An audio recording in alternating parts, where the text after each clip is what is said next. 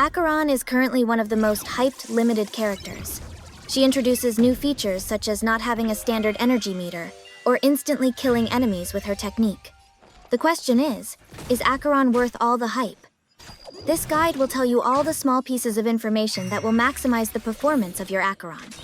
If you found the guide helpful, consider liking the video and subscribe so you don't miss out on up-to-date information. I always read everyone's comments, so feel free to ask questions that were not answered in the video. Without further ado,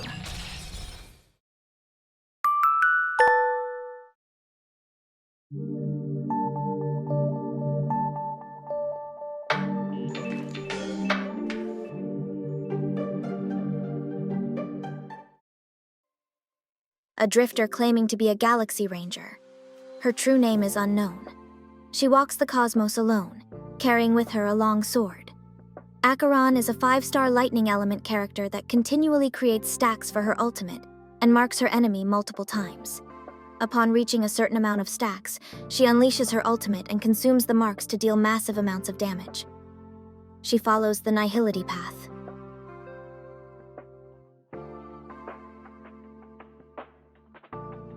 Looking at Acheron's whole kit, it is pretty clear that every single effect and passive works toward maximizing the damage of her ultimate.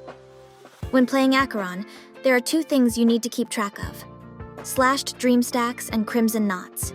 Slashed Dream is basically Acheron's ultimate energy meter. Once it reaches 9 stacks, Acheron would be able to unleash her ultimate. When entering battles, Acheron immediately gains 5 stacks of Slashed Dream through her A2 trace. This same trace allows Acheron to go beyond 9 stacks. Every stack that goes beyond the limit is converted into Quadrivalent Ascendants, which caps at 3 stacks. Think of Quadrivalent Ascendants as energy reserves. Crimson Knots are marks that Acheron applies to her enemies. When entering battles, Acheron immediately applies 5 Crimson Knot stacks on a random enemy through her A2 trace. The only purpose of Crimson Knots is to improve Acheron's ultimate by increasing its damage and powering up Acheron herself. To gain more stacks of both Slashed Dream and Crimson Knots, Acheron needs to rely on both her skill and talent.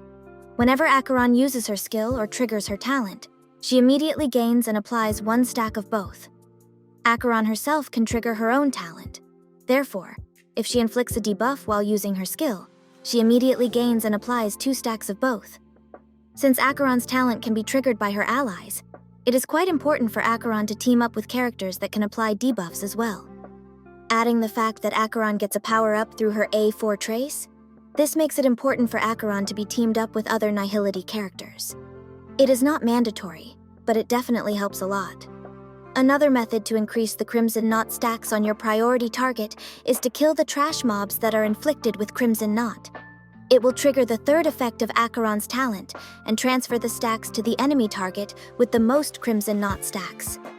Do note that Crimson Knot cannot go beyond 9 stacks. Now that we know what Slashed Dream and Crimson Knots are and how to stack them, we can now finally talk about Acheron's ultimate.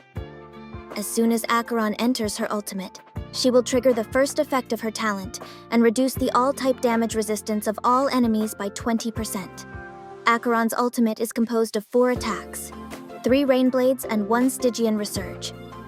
Using level 10 traces, each Rainblade deals 24% of Acheron's attack as lightning damage to a single enemy, and removes up to 3 Crimson Knots from the target. When a Crimson Knot is removed, it would deal 15% of Acheron's attack as lightning damage to all enemies. Every stack of Crimson Knot removed increases the damage multiplier up to a maximum of 60%. Since each Rainblade consumes up to 3 Crimson Knots, this means that to reach the maximum amount of damage, the main target needs to have a total of 9 Crimson Knot stacks before Acheron enters her ultimate. As long as each Rainblade consumes Crimson Knots, Acheron's A6 trace will trigger and provide a 30% damage increase buff for 3 turns. This stacks up to 3 times, which means it will cap at an impressive 90% damage increase. To make sure that Acheron reaches the maximum amount of buff stacks, you need to make sure that your Rainblade targets have Crimson Knots applied to them. Stygian Resurge deals 120% of Acheron's attack as lightning damage to all enemies. Additionally, her A6 trace would deal 25% of Acheron's attack as lightning damage to a random target 6 times. The damage from her A6 trace is considered part of the ultimate's damage. Once Acheron's ultimate ends, the all-type damage resistance debuff from her talent is removed, and she will consume all of her quadrivalent ascendant stacks if there are any. Each stack immediately provides Acheron 1/Dream stack and applies 1 Crimson Knot on a random enemy. If the damage distribution of Acheron's ultimate seemed confusing, you can simply go to its description in-game.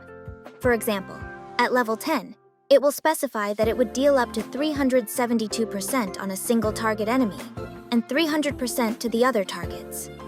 Think of it like a blast-type attack. The main target receives up to 372%, while the other enemies, not limited to adjacent targets, receive 300%.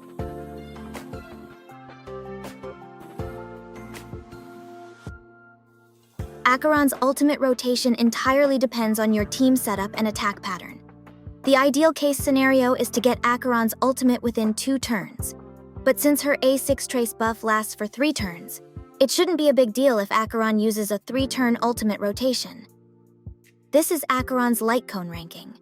Before I start breaking this down, note that every light cone listed here is using a 2-turn ultimate rotation, except for the baseline, which is a rank 5 Goodnight and Sleep Well, with a 3-turn ultimate rotation. As expected, Acheron's best light cone would be her signature, Along the Passing Shore. Even if a rank 5 Goodnight and Sleep Well could somehow maintain a 2-turn ultimate rotation, Acheron's signature is still way ahead of the competition. Its effects are pretty straightforward, but what really sets it apart from the other options is its ability to apply a debuff consistently without requiring any effect hit rate stat. Currently, it has the highest base attack stat out of all Nihility light cones. Acheron's second best option would be a rank 5 Goodnight and Sleep Well. Goodnight and Sleep Well has always been a very strong option for Nihility characters that are trying to deal damage. Unfortunately, due to the lack of a debuff application from this LC, it wouldn't trigger Acheron's talent. This is a problem because it will definitely affect Acheron's ultimate rotation consistency. As seen on the table, her damage drops dramatically if she uses a 3-turn ultimate rotation. Next is Incessant Rain.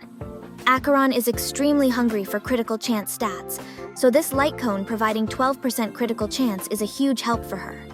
12% vulnerability is also a straight-up 12% overall damage increase if there's no other vulnerability debuff sources. Since the vulnerability is a debuff, it will help trigger Acheron's talent. The EHR increase makes Acheron more consistent at applying the debuff as well. Overall, a very solid option if you are not going to pull for Acheron's signature or do not have a rank 5 Goodnight and Sleep Well.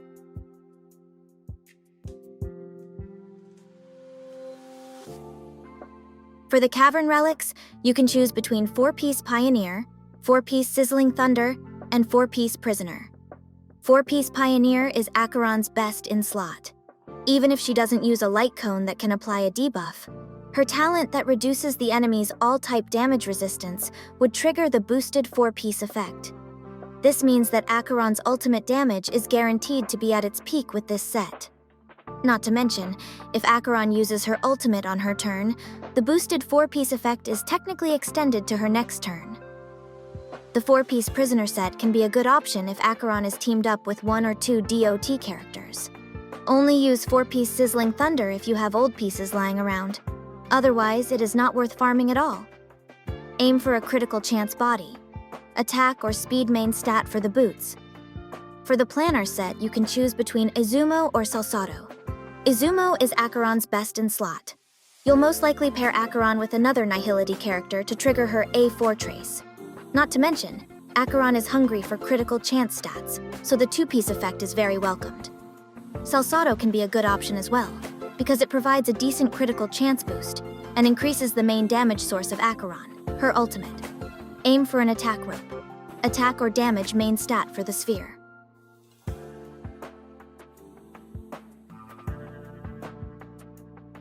Using Acheron's ultimate on her turn could technically extend the duration of both her A6 trace effect and the boosted 4-piece effect of Pioneer set. Remember that Acheron's A6 trace is a 90% damage boost at max stacks. Maintaining it is key to keep Acheron at peak performance. Acheron's A6 trace can be triggered by any amount of Crimson Knot, So even if your main target only had 6 Crimson Knot stacks, you have the option to switch your target to an enemy that has Crimson Knot stacks applied to them. Weakness breaks apply a debuff. This means that if utilized properly, even a light cone like Goodnight and Sleep Well could maintain the boosted effect of 4-piece Pioneer set, or help with getting a 2-turn ultimate rotation. If Acheron's technique inflicts a weakness break, she immediately gains an extra stack of both Slash Dream and Crimson Knot. Double-check your Nihility light cones, especially if you are abusing its effects to help Acheron stack her ultimate and Crimson Knots. For example, Resolution LC first checks if the debuff is already applied before it can be applied again. Assuming you're using Pella with Resolution LC, there can be cases where her basic attack won't provide Acheron any stacks, because Resolution LC is still applied on the target. An E4 Pella using her skill instead can be a fix to this particular issue.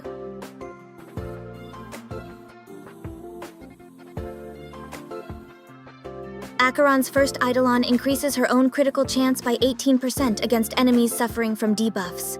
Pretty straightforward. Acheron's second Eidolon reduces the requirement of her A4 trace.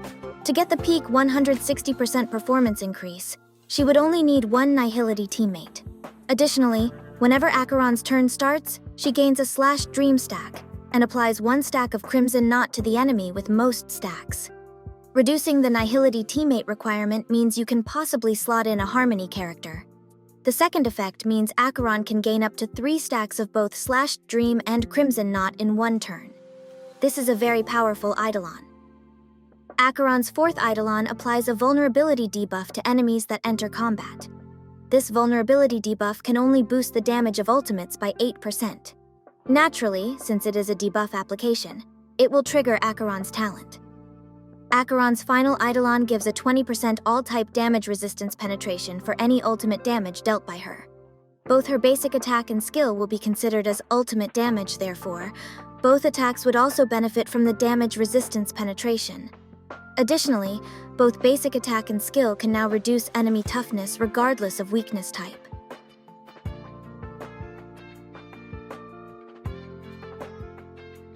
Because of Acheron's A4 trace, it's not particularly hard to set up her team. She would simply want 2 Nihility teammates and a Sustain. Do remember that Harmony characters are extremely good at boosting the performance of your carry. Depending on which Harmony character you'd pair with Acheron, this Harmony could possibly outperform a second Nihility teammate. For E2 Acheron users, this setup is going to be her best one. As for the Sustain, it could be interesting to use Welt or Ruan Mei instead of tried-and-true Preservation and Abundance characters. Acheron does have some synergy with other classes. For example, Topaz, especially with her signature Light Cone, can apply its debuff frequently through her basic attack, skill, and Numbi. The same logic can apply to Ratio with his skill that reduces enemies' debuff resistance, and of course, his follow-up attacks. Himeko can apply the burn debuff through any of her attacks. Having the ability to perform follow-up attacks increases this frequency. Ruan Mei's ultimate applies a unique debuff. If you don't use an AoE attack, this debuff can be applied 1 by 1 on each enemy, which helps Acheron gain stacks. Just remember that this unique debuff first checks if the debuff is already applied before it can be applied again. While any preservation character could work with Universal Market LC, Gepard and the Trailblazer stands out in particular because their skills can apply a debuff as well.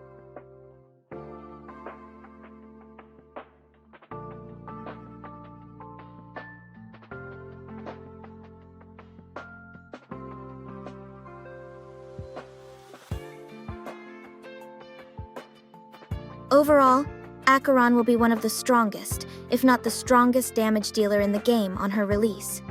Should you try to pull Acheron if you get the chance? It really depends. It is no exaggeration to say that Acheron's performance will entirely depend on which light cone you will use on her. For those who will pull her with her signature light cone or have incessant rain or a rank 5 goodnight and sleep well, then it is safe to pull for Acheron. Otherwise, playing Acheron with her free-to-play LC options would feel horrible. Do note that I'm not saying she won't clear content because she definitely will. After all, her base kit is extremely strong. Just that lowering expectations is something you should consider if you are going for an F2P Acheron. And that's it for this video. I hope you guys enjoyed it, and I will see you on the next one.